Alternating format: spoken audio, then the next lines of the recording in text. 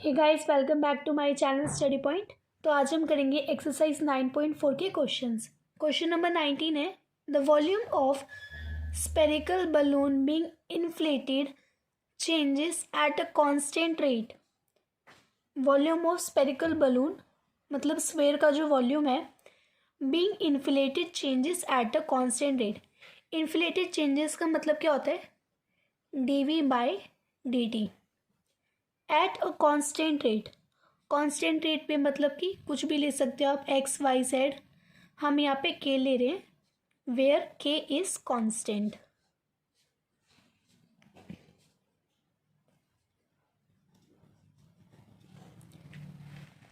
अब आगे देखो, if initially it's radius is 3 unit. Initially it's radius is 3 unit. Initially का मतलब क्या है, टाइम दे रखा है हमको 0। कोई भी काम अगर हम स्टार्ट करते हैं, उसका टाइम उस टाइम तो 0 ही होता है ना। And it's radius is 3 unit, और रेडियस दे रखी है हमको 3 यूनिट।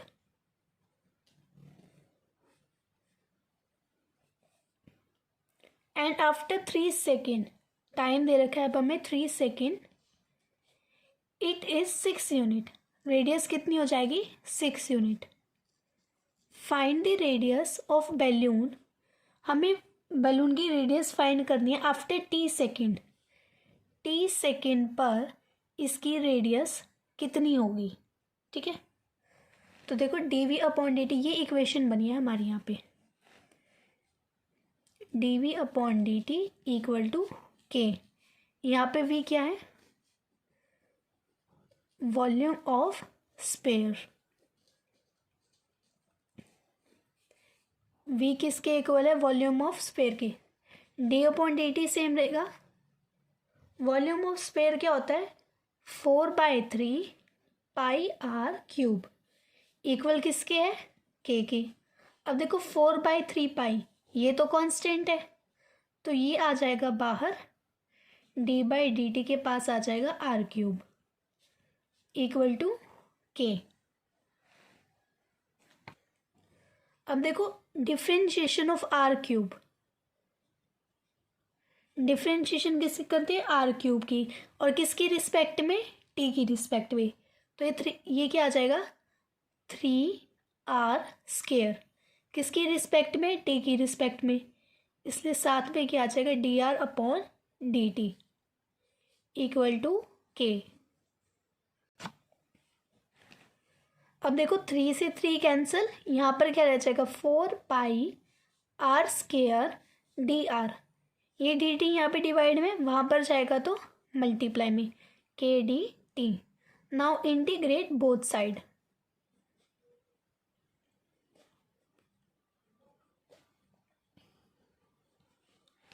दोनों साइड इंटीग्रेशन का sign, 4πr square dr equal to में integration of k d t. इतना क्लियर हुआ। अब देखो इंटीग्रेशन किसकी करनी है, 4πr स्क्वायर dr की। 4π तो कांस्टेंट है, तो ये तो बाहर रहेगा। इंटीग्रेशन का sign r square dr equal to k constant है, इंटीग्रेशन का साइन dt। आर स्क्वायर की इंटीग्रेशन क्या हो जाएगी, +1, और नीचे भी 2+1। इंटीग्रेशन में हम क्या करते हैं, पावर में 1 ऐड कर देते हैं, और डिफरेंशिएशन में 1 माइनस कर देते हैं। के सेम रहेगा। इंटीग्रेशन ऑफ डी टी क्या हो जाएगा, t प्लस में c, where c is constant.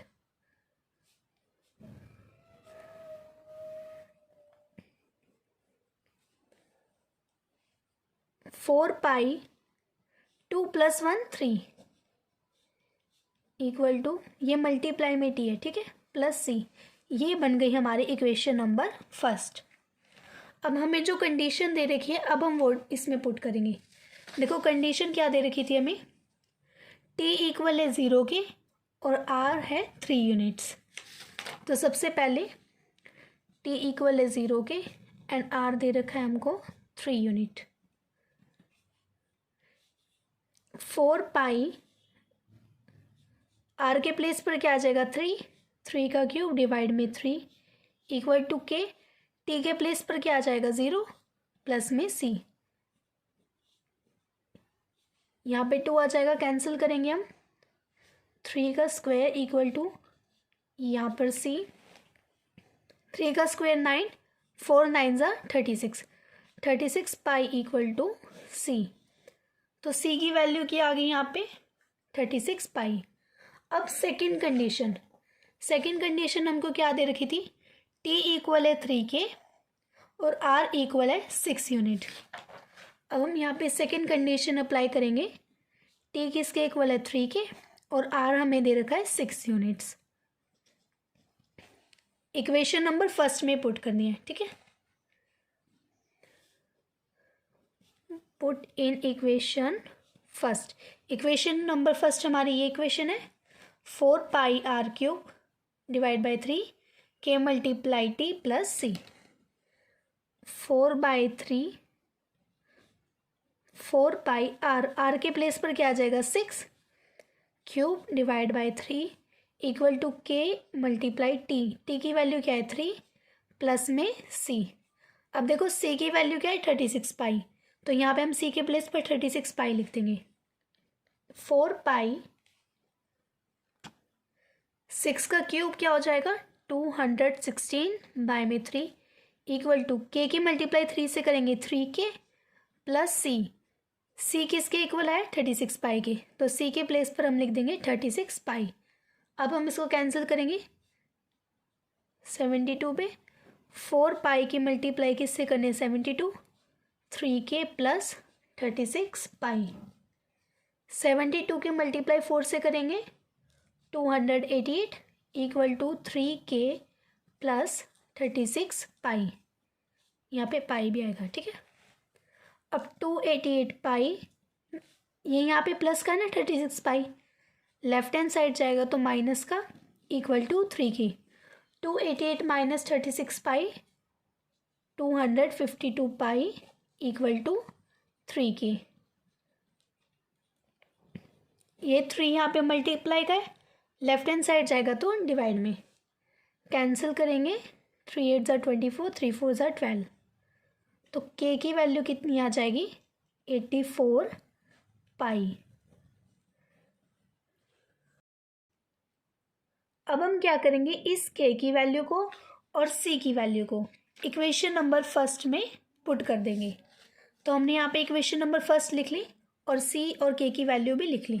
अब हम इसे इसमें पुट करते हैं, देखो 4 pi r cube by 3 equal to के प्लेस पर क्या आ जाएगा 84 पाई, मल्टीप्लाई किसके साथ है टी के साथ, प्लस में सी की वैल्यू क्या है 36 पाई। अब देखो 4 pi r cube by 3 equal to, यहाँ से हम 4 पाई कॉमन लेंगे, अंदर क्या रह जाएगा 21t प्लस 9, 4 पाई से 4 pi cancel, r cube by 3 equal to 21t plus 9। इतना क्लियर हुआ। अब देखो ये 3 यहाँ पे डिवाइड में, अगर ये राइट हैंड साइड जाएगा तो मल्टीप्लाई में, r cube equal to 3 21t plus 9, r cube equals to multiply करेंगे 21 की 3 से करेंगे 63 t प्लस 9 3 ज़ा 27, are equals to 63t plus 27, ये क्यूब है वहाँ पर जाएगा तो 1/3 पावर में। ये आ गया हमारा क्वेश्चन नंबर 19 का answer.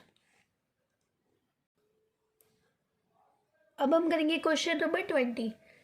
In a bank principal increases continuously at the rate of 8% year, ठीक है। प्रिंसिपल इंक्रीज का मतलब क्या है dp upon dt, continuously at the rate of r% per year, r% of principal. Find the value of r, हमें r की वैल्यू find करनी है। If ₹100 double itself in 10 years, इस लाइन का मतलब देखो क्या होगा, if ₹100 double itself in 10 years, हमें क्या दे रखा है टाइम दे रखा है 10 ईयर्स, 10 ईयर्स में ₹100 डबल हो जाएंगे। तो डबल कितना हो जाएगा इसका 200, पी कितना आ जाएगा 200 और टी दे रखा है हमको 10 ईयर्स। लेकिन इससे पहले जब ये 100 होगा, प्रिंसिपल जब 100 होगा तब टाइम क्या होगा 0। ठीक है, तो हमें वैल्यू किसकी फाइंड करनी है आर की। ये दे रखी है हमें इक्वेशन। तो d p upon p t equals to r percent क्या होगा r by 100 multiply by p. अब पी वाले एक तरफ और टी वाले एक तरफ, डी पी अपॉन यहाँ पे डी टी आएगा। ठीक है, यहाँ पे मैंने डी टी लिखा है ना, डी टी आएगा। डी पे ये पी है, ये यहाँ पे आएगा तो डिवाइड में आर बाय 100, ये वहाँ पे जाएगा तो मल्टीप्लाई में। इंटीग्रेट करेंगे यहाँ पे हम, इंटीग्रेट बोथ साइड्स। इंटीग्रेशन का sign d p upon p equal to r by 100 तो कांस्टेंट है तो ये बाहर रहेगा। इंटीग्रेशन किसकी होगी डी टी की। इसके मल्टीप्लाई में कुछ है तो मतलब 1 होगा। 1 अपॉन पी की इंटीग्रेशन क्या होगी लॉग पी। 1 अपॉन पी की इंटीग्रेशन क्या होगी log p. R by 100 same रहेगा, डी टी की इंटीग्रेशन टी प्लस में सी। अब देखो ये लॉग पी है, इसके बेस में तो कुछ नहीं है तो हम यहाँ पे ई लगा देंगे। ठीक है, इसको लेट कर लो आप इक्वेशन नंबर फर्स्ट।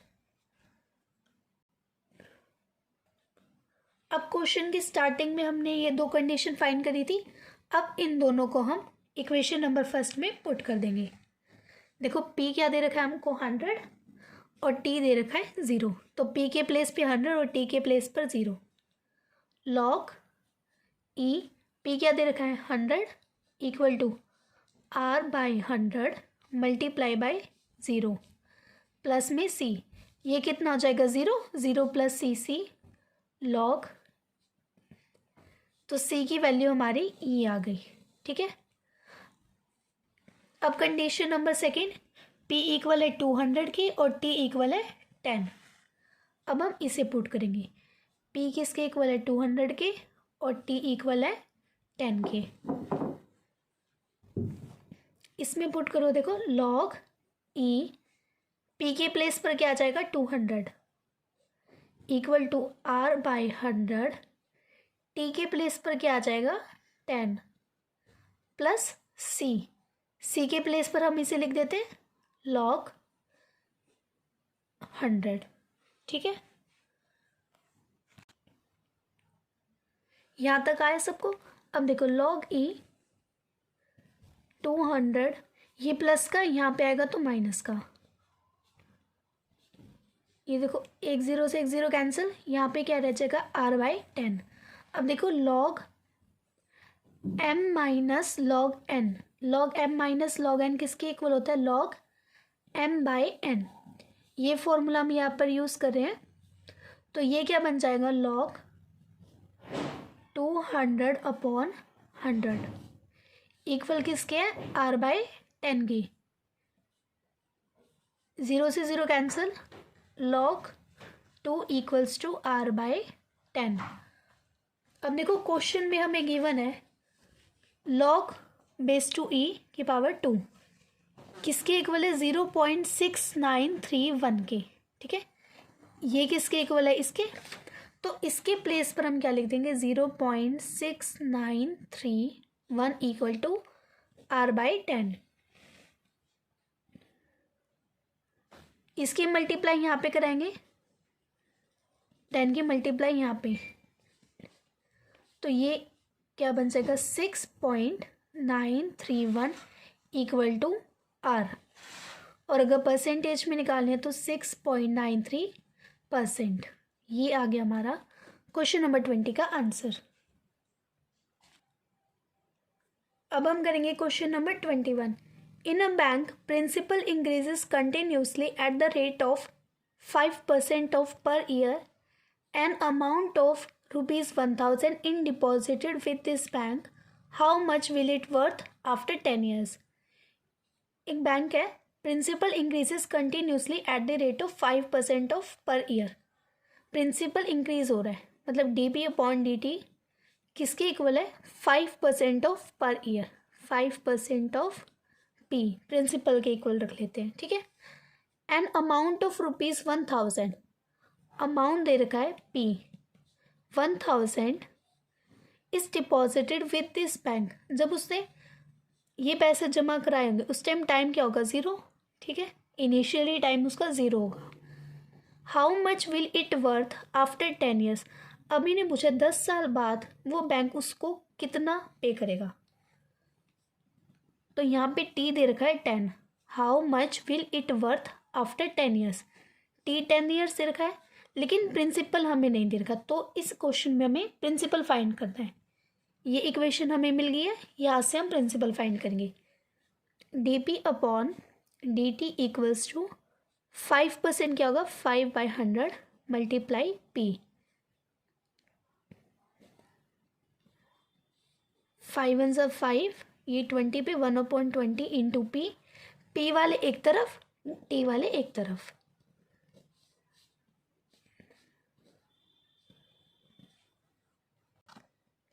ये p यहाँ पे डिवाइड मल्टीप्लाई में था, यहाँ पर आएगा तो डिवाइड में, और ये यहाँ पे डिवाइड में था, वहाँ पर जाएगा तो मल्टीप्लाई में। अब हम करेंगे इंटीग्रेट बोथ साइड।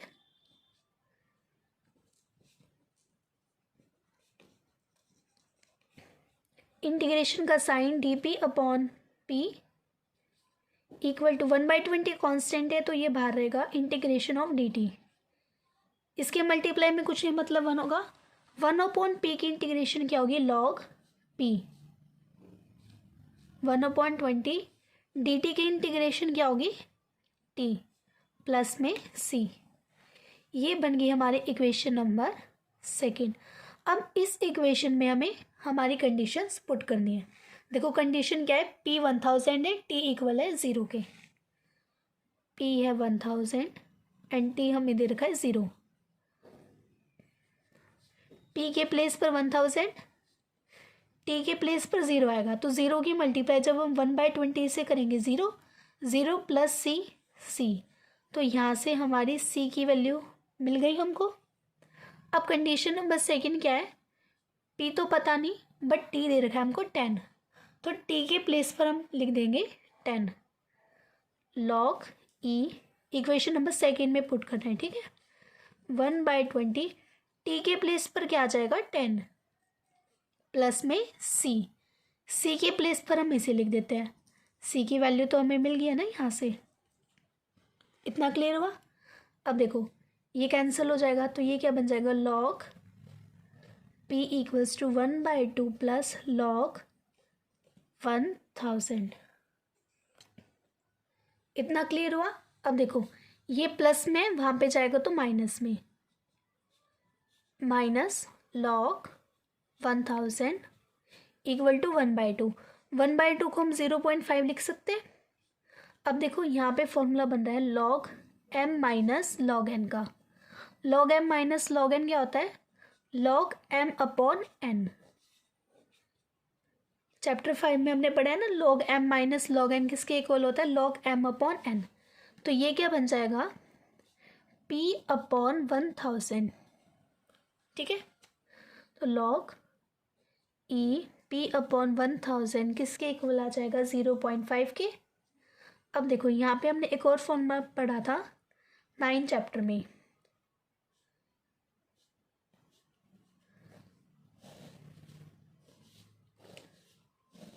ये फॉर्मूला हमने पढ़ा था log base a। log b की पावर a है और वो किसके इक्वल है? c के। तो ये पूरा किसके इक्वल हो जाएगा? a यहाँ पे आ जाएगा, b वहाँ पर चला जाएगा और c पावर में, ठीक है। तो अब इसको इसे कंपेयर करके देखो, log e के प्लेस पर b है और a के प्लेस पर ये और c के प्लेस पर 0.5। तो a क्या है यहाँ पे? p/1000। p/1000 पहले आ जाएगा, ये e है यहाँ पर जाएगा और 0.5 पावर में आ जाएगा, ठीक है। ये क्लियर हुआ? ये कैसे आया? अब देखो क्वेश्चन की स्टार्टिंग में हमें क्वेश्चन में ही दे रखा था e की पावर 0.5 किसकी इक्वल है 1.648 के। तो इसके प्लेस पर क्या 1.648 p अपॉन 1000 मल्टीप्लाई करेंगे 1.648 की मल्टीप्लाई करेंगे 1000 से तो ये क्या आ जाएगा 1648। तो p की वैल्यू क्या आ गई ये आ गया हमारा क्वेश्चन नंबर 21 का आंसर। अब हम करेंगे question number 22। In a culture the bacteria count is 1 lakh. The number is increased by 10% in 2 hours. In how many hours will the count reach 2 lakh if the rate of growth of bacteria is proportional to the number present?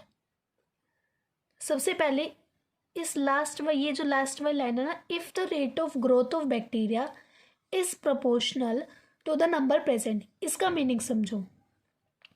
जो rate of growth of bacteria ना वो proportional है to the number present. सबसे पहले हम क्या करते हैं, लेट कर लेते हैं x be the number present. Let x be the number present.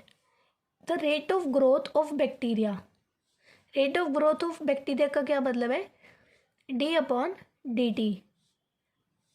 Number present कितने एक्स, तो यहाँ पे क्या आ जाएगा एक्स इज प्रोपोर्शनल, और प्रोपोर्शनल है to the number present.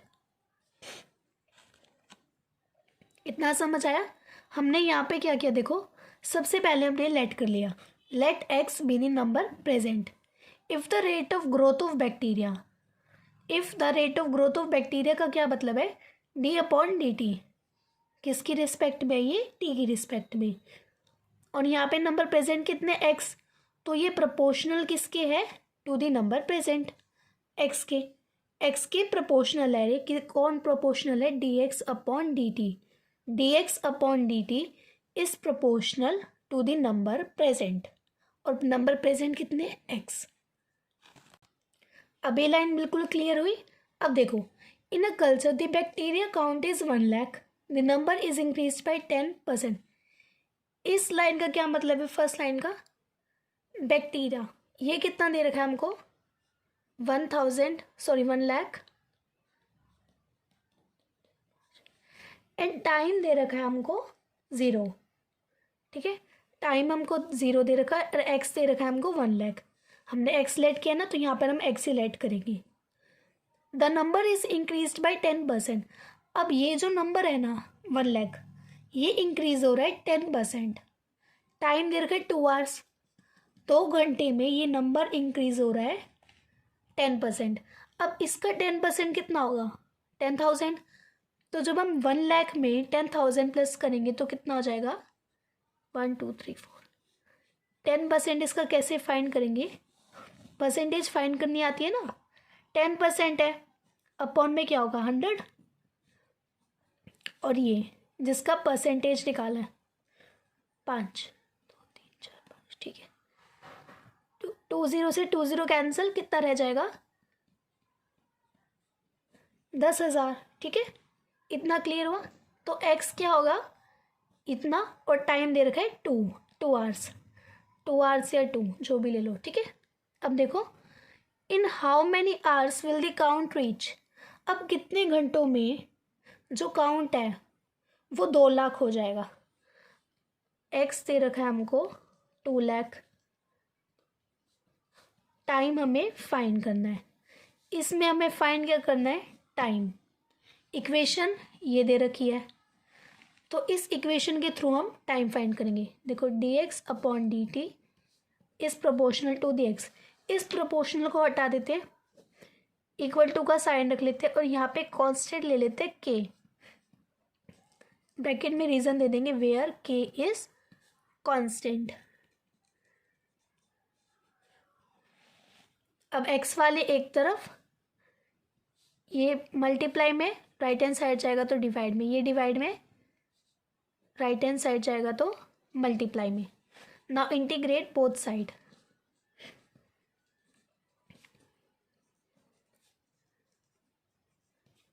Integration का sign dx upon x equal to integration का साइन k dt।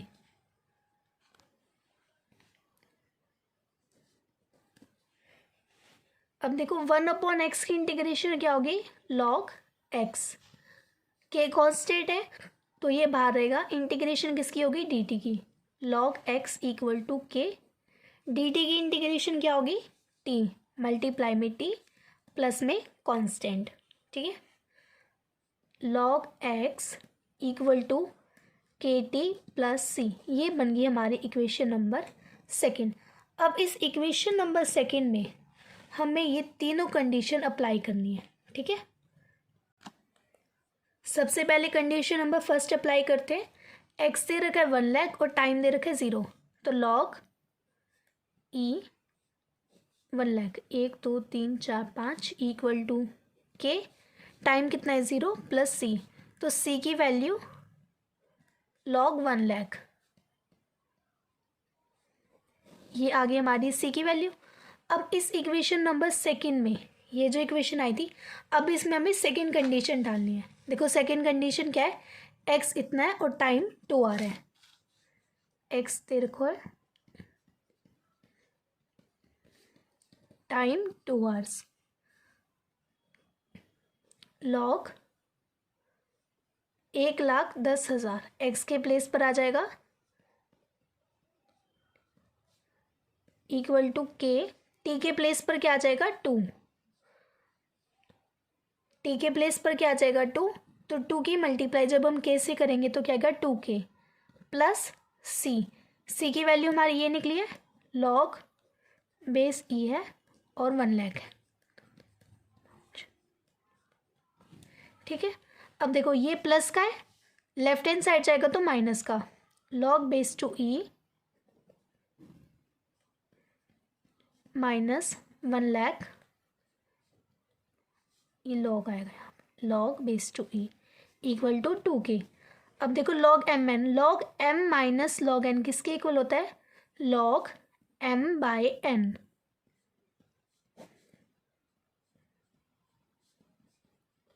जीरो से zero cancel, log base to e 11/10 equal to 2k। अब देखो ये 2 है, वहाँ पर जाएगा, यहाँ पे मल्टीप्लाई में, वहाँ पे जाएगा तो डिवाइड में, तो ये 1/2 बन जाएगा, log बेस टू ई 11/10। तो ये आ गई हमारी k की वैल्यू। अब इस k की वैल्यू को हम कहाँ पे पुट करेंगे, इक्वेशन नंबर सेकेंड में, और साथ में क्या पुट करेंगे, ये जो हमारी थर्ड कंडीशन है, x की वैल्यू 2 लाख है, ठीक है। यहाँ से हमें टाइम मिल जाएगा। इक्वेशन नंबर सेकेंड हमारी ये थी, c की वैल्यू अभी हमने फाइंड करी और k की वैल्यू हमने फाइंड की, इन दोनों को हमने यहाँ पर लिख दिया।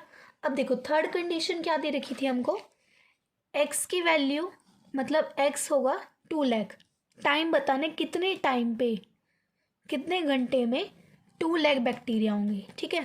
तो यहाँ से ये तीनों वैल्यू हम इक्वेशन नंबर सेकेंड में पुट करेंगे और t की वैल्यू फाइंड करेंगे। तो देखो log x के प्लेस पर क्या आ जाएगा 2 लाख बेस टू e। अब देखो k के प्लेस पर क्या आ जाएगा 1/2 log base to e 11/10 plus c, constant है, c की वैल्यू कितनी है, log 1 लाख, ये प्लस का है, वहाँ पे जाएगा तो माइनस का,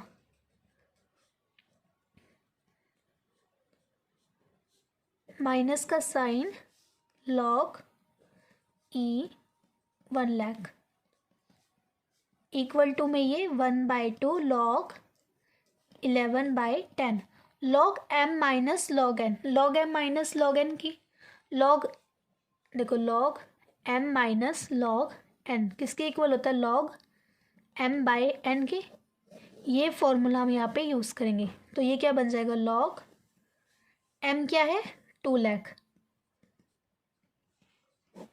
और n क्या है 1 लाख, जीरो से जीरो कैंसिल, यहाँ पे क्या रह जाएगा राइट हैंड साइड में 1/2 log 11/10, 0 से 0 कैंसिल, यहाँ पे क्या रह जाएगा 2, 1/2 log 11/10। यहाँ पे देखो ये किसकी वैल्यू थी, k की वैल्यू, ये k की वैल्यू थी ना, 1/2 log बेस टू 11/10। साथ में यहाँ पे t भी है मल्टीप्लाई में, तो यहाँ पे t भी लिख देना।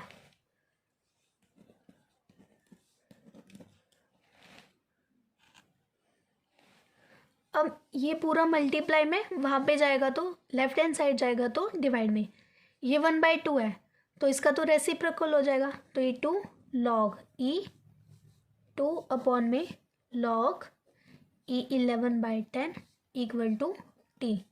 ये आ गया हमारा टाइम। इतने टाइम में जो बैक्टीरिया है वो 2 लाख हो जाएगा। अब हम करेंगे question number 23। The general solution of the differential equation dy/dx equal to e की पावर x प्लस वाई। हमें 4 ऑप्शन दिए गए, हमें बताना कौन सा आंसर करेक्ट है। तो इक्वेशन क्या दे रखी है, dy/dx इक्वल टू e की पावर x प्लस वाई। तो सबसे पहले हम क्या करते हैं, इसे ब्रेक कर लेते हैं, इसकी पावर को, e की पावर x की मल्टीप्लाई e की पावर y से। When bases are same powers are added, तो ये बन जाएगा वापस। अब हम क्या करते हैं, y वाले एक तरफ और x वाले एक तरफ, e की पावर y डिवाइड में और dx मल्टीप्लाई में। ये dx वहाँ पे जाएगा तो मल्टीप्लाई में, और ये e की power y left hand side जाएगा तो डिवाइड में। नाउ इंटीग्रेट बोथ साइड,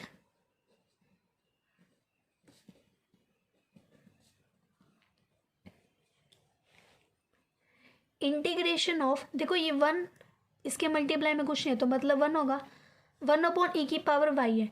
इस e की पावर y को अगर हम ऊपर लिखेंगे तो ये e की पावर माइनस वाई और साथ में dy, इंटीग्रेशन ऑफ e की पावर x dx। अब देखो e की पावर माइनस वाई की इंटीग्रेशन क्या होगी, e की पावर माइनस वाई। अब y का कोफिशिएंट क्या है, -1, तो डिवाइड में क्या आ जाएगा -1। e की पावर x की डिफरेंट इंटीग्रेशन e की पावर x, इसका कोफिशिएंट क्या है 1, डिवाइड में 1 लिखे या ना लिखे बात एक ही है। और ये पूरा y की रिस्पेक्ट में चल रहा है तो प्लस में c यहाँ पे। अब देखो ये ऊपर जाएगा मल्टीप्लाई में, -y माइनस, ठीक है, माइनस e की पावर -y प्लस में c इक्वल टू e की पावर x। अब ये माइनस का है, वहाँ पे जाएगा तो प्लस का, c इक्वल टू e की पावर x प्लस e की पावर -y। ये आ गया हमारा क्वेश्चन नंबर 23 का आंसर। अब देखो ये कौन सा ऑप्शन है हमारा, ऑप्शन नंबर ए। तो इसका करेक्ट आंसर कौन सा है, option number A. Hence option A is correct answer.